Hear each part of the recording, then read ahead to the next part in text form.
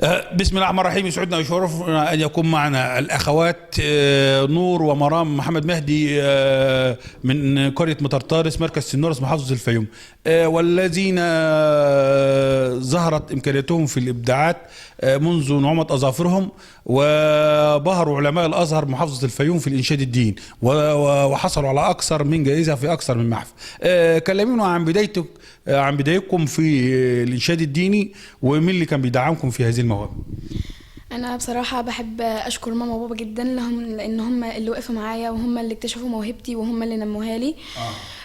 وهم ما سابونيش، ودايما كانوا داعميني يعني ان انا اكون في احسن الاماكن. طب انت وصلت لحد فين في حفظ القرآن الكريم؟ لا انا ختمه القران. انا برضو ختمه القرآن الكريم. طب بالنسبه تقولوا نصيحه تقولها للشباب لحفظ القرآن الكريم، تقول لهم ايه؟ القرآن ده هدية من عند ربنا لينا، ولازم نحافظ عليه، وهو كنز اللي هو يعني اللي مش حافظ ده بالنسبة له كنز ونفسه يحفظ طبعا، ونشجعهم يعني ان هم يحفظوا القرآن الكريم. طب هل تم تكريمكم في اكثر من مكان في الفترة السابقة؟ نعم. كرمتوا فين بقى؟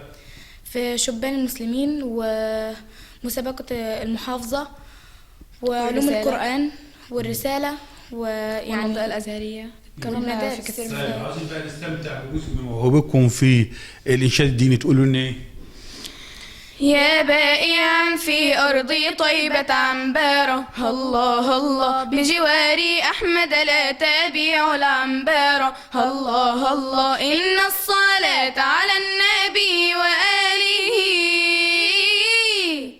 يشدو بها من شاء أن يتعطرا، صلوا على خير البارية تغنام، الله الله عشرا يصليها المالك الأعظام، الله الله من زادها ربي يفرج همه،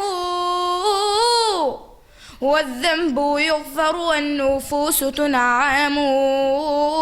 يا بائعا في أرضي طيبة عنبارة، الله الله بجواري أحمد لا تبيع العنبارة، الله الله إن الصلاة على النبي وآله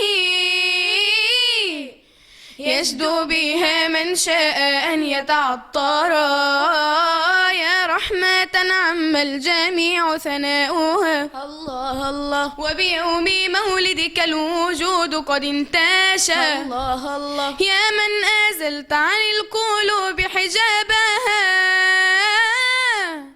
يا من هواه بمهجتي قد عشعشا، يا بائعا في أرضي طيبة عنبارة، الله الله بجواري أحمد لا تبيع العنبارة، الله الله إن الصلاة على النبي وآله يشدو بها من شاء أن يتعطرا. بالتوفيق بإذن الله. طب طموحكم ما بقى في الفترة الجاية؟ انا ان شاء الله عايزه اكمل في القران الكريم، واكمل في الانشاد، واكون منشده عالميه ان شاء الله. انا نفسي اكمل القراءات. انا خدت اول قراءه اللي هي بشعبه، وعايزه اكمل ان شاء الله القراءات العشر الصغرى، وبعدين ابدا في الكبرى ان شاء الله. بالتوفيق باذن الله.